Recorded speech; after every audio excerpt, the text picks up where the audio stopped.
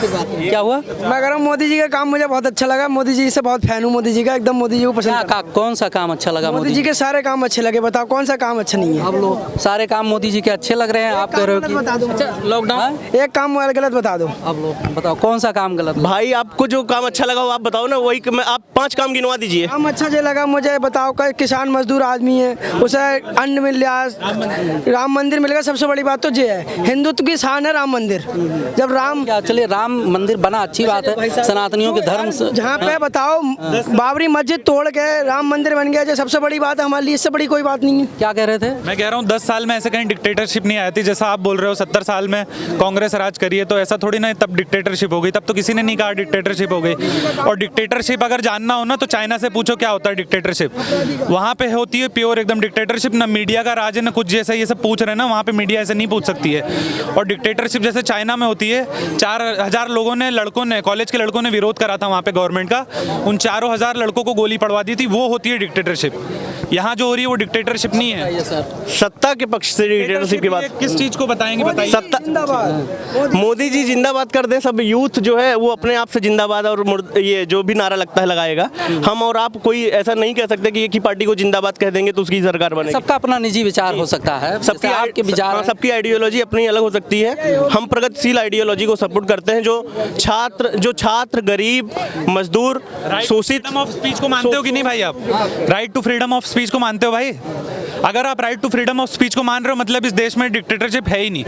Dictatorship वो होती है जिसको अपने को बोलने का मौका ही नहीं मिले, जो कर रही है गवर्नमेंट अपने मन का कर रही है, वो होती है डिक्टेटरशिप, प्योर डिक्टेटरशिप। ये डिक्टेटरशिप नहीं है कि जो अपन मीडिया में बात कर रहे हैं, सबको अपना स्पीच देने का अधिकार है, जैसे right to freedom of speech है, राइट टू प्राइवेसी का अधिकार है सबको, अभी भी है वो। तो डिक्टेटरशिप कहाँ से हुई है आप बताइए? आप बताइए सर, कहाँ पर चल रहा है? तानाशाही की बात कर रहे हैं आप। तानाशाही सत्ता पक्ष से चल रहा है, मतलब सत्ता मतलब कैसे कि एक पार्ट आप डिक्टेटरशिप ऐसा नजर आ रहा है देश में, हमारे और आपके बीच में डिक्टेटरशिप नहीं हो रही है, हम लोग को नहीं सताया जा रहा है। लेकिन जो सत्ता पक्ष है, राजनीति है, लोकतंत्र है, लोकतंत्र में डिक्टेटरशिप चल रही है। कैसे कि आप किसी के ऊपर जबरन ईडी की जांच करवा दे रहे हो, किसी के ऊपर कुछ भी करवा दे रहे हो, उसका से जांच करवाना मतलब डिक्टेटरशिप नहीं होती है। डिक्टेटरशिप भाई अगर डायरेक्ट मान लो, डिक्टेटरशिप वो होती है जहाँ पे वोटिंग भी ना हो, डायरेक्ट जो हो, बस राजा जो बोल रहा है वो होता है डिक्टेटरशिप।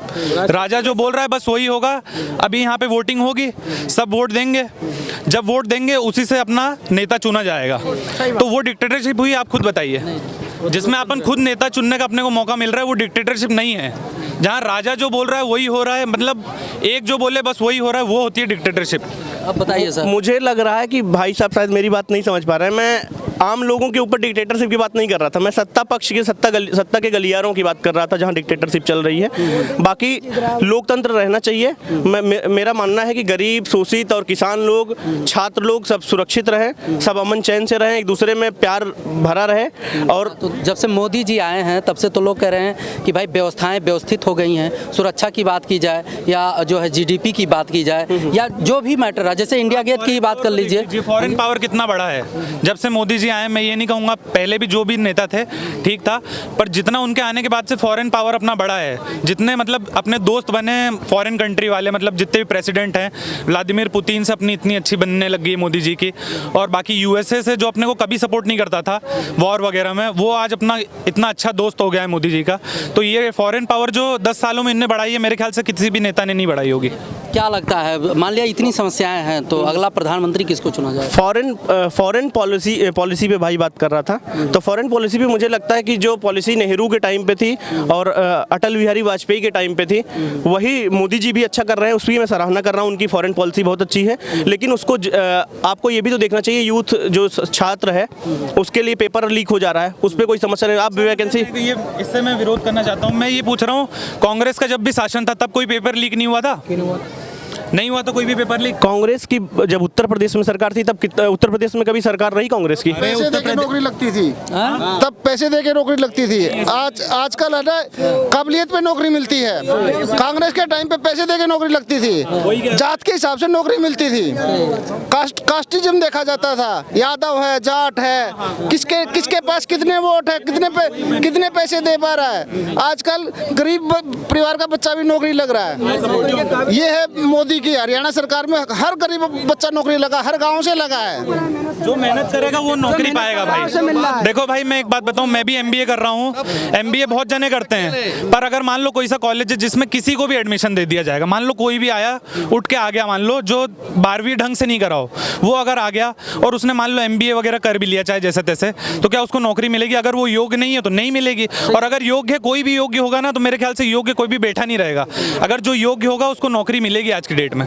पेपर लीक क्यों हो जाता है, ये मैं सवाल करना चाह रहा हूँ। तो कांग्रेस के टाइम पे भी लीक होता था भाई। आप मतलब बताइए ना कौन सा पेपर लीक होता है, मैं भी जानूँ। मैं तो शायद जब से जानने लायक हुआ हूँ, जब से राजनीति समझने लायक हुआ हूँ, तब से मैं मुझे लगता है कि 2014 से मैं राजनीति समझ रहा हूँ। उससे पहले मैं राजनीति नहीं समझ रहा था। साथ में कांग्रेस के टाइम पे पेपर लीक हुआ था, जब कांस्टेबल का पेपर, अरे कांस्टेबल का ये एमपी कांस्टेबल आया था, तब 2009 में लीक हुआ था वो भी, तब तो कांग्रेस की सरकार थी। कांग्रेस की सरकार की, तभी तो कह रहा हूँ कि कांग्रेस की सरकार की भी आलोचना होनी चाहिए, लेकिन उसी व्यवस्था को आप सुधारिए ना कि कांग्रेस पेपर लीक करता था तो आप भी पेपर लीक करवाइए। यूपी में अभी पुलिस की भर्ती थी, उसमें पेपर लीक हो गया। लोग दूर दूर से चल के बस में ठूस ठूस के आ रहे थे, पानी पीने के लिए तड़प रहे हैं। उसमें तो डायरेक्ट मुख्यमंत्री महोदय ने संज्ञान में लिया, वो तो 6 महीने तत्काल प्रभाव के साथ निलंबित किया गया, हर एक चीज फिर से जो है 5-6 आदमी अरेस्ट भी हो गए, 5-6 आदमी अरेस्ट भी हो गए, कार्रवाई हो रही है। ये तो है नहीं आवामी आदमी किसी पे भी ब्लेम लगा के कर ले, चैनल के थ्रू ही पकड़ा जाता है, कोई भी होता है, उसमें टाइम लगता है। कार्रवाई हो रही है, कार्रवाई आगे भी होगी, आगे सुधार होगा इसमें। क्या बोले? यूपी में 4 घंटे के अंदर इंसाफ मिल जाता है। योगी जी बहुत सख्ती रखते इसी हैं। बात को तो लेकर अगर किसी ने किसी को अगर नाजायज सताया तो योगी जी उस पर तुरंत एक्शन लेते हैं, चाहे वो गरीब हो चाहे अमीर हो।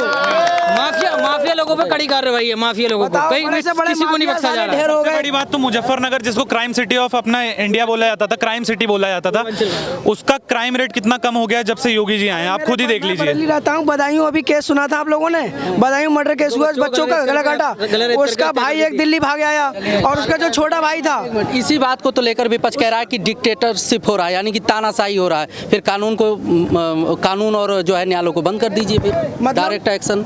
अरे मतलब इसी बात को तो लेकर भाई विपक्ष में परेशानी है। मेरी अगर आपको अगर कोई दिक्कत है, कानून अगर लेट है नहीं सुन पा रहा है, तो ऊपर से जब ऑर्डर आएगा तब तो सुनेगा। योगी जी ऑर्डर देंगे तब तो सुनेगा। योगी जी से बढ़ के थोड़ी है कानून भी।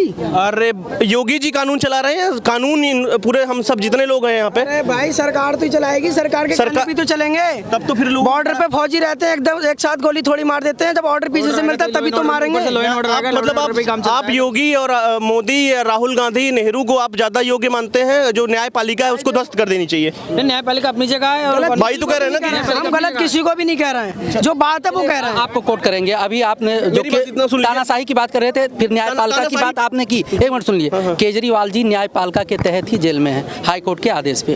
फिर तो अभी आपने कहा था उस पे जांच हो रही है, जांच हो रही, जो आएगा जब कोर्ट ने हाई कोर्ट ने कहा कि अगर आपके पास साक्ष्य है तो उठाकर आप अभी तक बंद क्यों नहीं किए? न्यायपालिका की ही बात की, तब इस बात को लेकर आया। अब न्याय के तहत अगर हो रहा है, जो न्याय के तहत हो रहा है ना, उस पर जो फैसला आएगा हम सभी को स्वीकार है। और लेकिन उसी बात में मैं अब फिर न्याय व्यवस्था पे आ रहा हूँ। हाथरस का केस हम सभी ने सुना होगा। हाथरस में एक बेटी को 4 घंटे में तत्काल फैसला कर दिया जाता है यूपी में, ऐसा सबका कहना है। मैं भी यूपी का ही नागरिक हूँ। बहुत अच्छी बात है कि 4 घंटे में आप फैसला कर दे रहे हैं। हाथरस में एक बेटी के साथ बलात्कार होता है, उसके बाद उसके शरीर को सौदाह कर दिया जाता है बिना उसके परिवार को बताए हुए। ये कहाँ का न्याय है बताइए आप? किसी की बेटी का बलात्कार होता है, उसके साथ उसका सौदाह कर दिया जाए उसके परिवार को बिना सूचित किए हुए, ये कहाँ का न्याय है आप बताइए? मैं आप सभी से पूछना चाहता हूँ।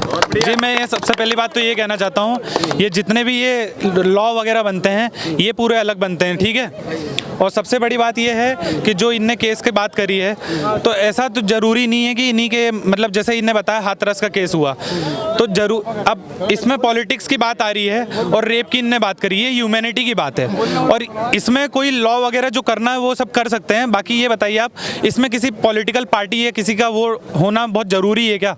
अगर मान लो कांग्रेस की भी जो होगी वो अपना सज़ा सुनाएगी और वो बीजेपी की होगी वो अपना सज़ा सुनाएगी। अब भाई ये ह्यूमैनिटी की बात हुई है। अब जैसे बदसलूकी होती है वो तो कहीं भी हो सकती है भाई, चाहे किसी की भी भी सरकारों में तो ये मतलब मानता हूँ बदसलूकी हो ही सकती है कहीं ना कहीं पे भी।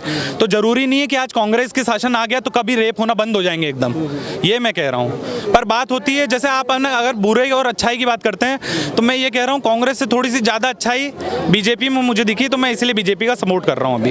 हाँ, बीजेपी का सपोर्ट कर रहे हैं। मैं कह रहा हूँ कि न्याय व्यवस्था, छात्रों की व्यवस्था, गरीबी, शोषित लोग, आदिवासी लोग, सबकी व्यवस्था अच्छी हो जाए। मैं खुद कह रहा हूँ कि मैं पूरा जब तक जिंदा रहूंगा यहीं पे कह रहा हूँ, इंडिया गेट के सामने आपके यहाँ रिकॉर्ड हो रहा है, ऑन रिकॉर्ड बयान दे रहा हूँ मैं कि अगर सारी व्यवस्था जैसे भाई लोग गिनवा रहे हैं, अगर ऐसा अमन चैन सुख शांति प्यार समृद्ध और शोषितों के साथ, गरीबों के साथ, दलितों के साथ समस्याओं का समाधान कैसे होगा, कौन कर पाएगा?